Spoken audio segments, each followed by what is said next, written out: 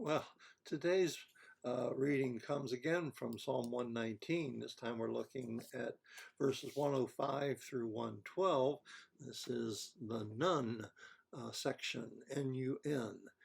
As you remember, the Psalm 119 is an acrostic, and each of the segments starts with the same letter of the Hebrew alphabet. And each line, each verse in that stanza, beginning with the same letter, is not always apparent. It's certainly not apparent in our English translations. But Psalm 119, starting at verse 105, goes this way. Your word is a lamp to my feet and a light for my path. I have taken an oath and confirmed it, that I will follow your righteous laws. I have suffered much. Preserve my life, O Lord, according to your word. Accept, O Lord, the willing praise of my mouth, and teach me your laws. Though I constantly take my life in my hands, I will not forget your law.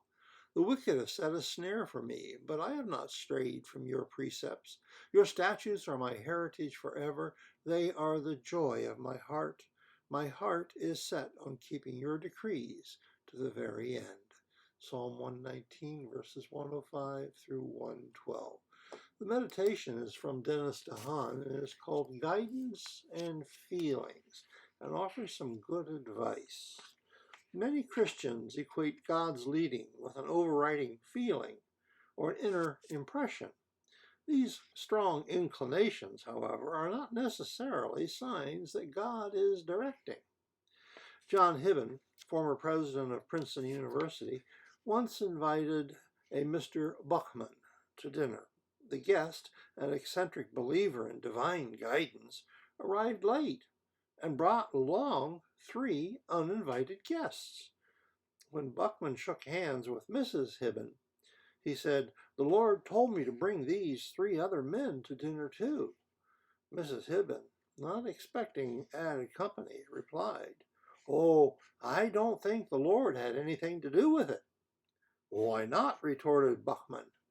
"Because," responded Mrs. Hibben, "God is a gentleman."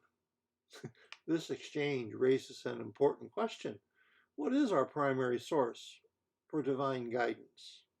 We recognize that strong impressions may come to us, but we must always test them to be sure they are in line with God's revealed will.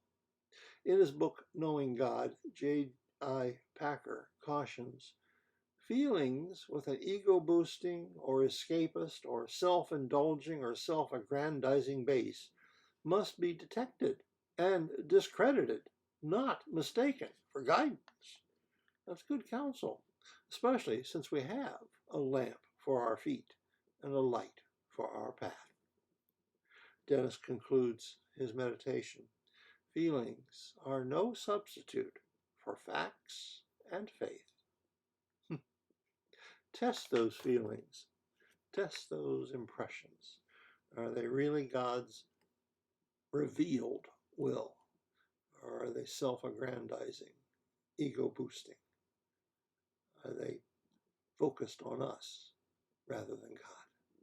Well, see you next time.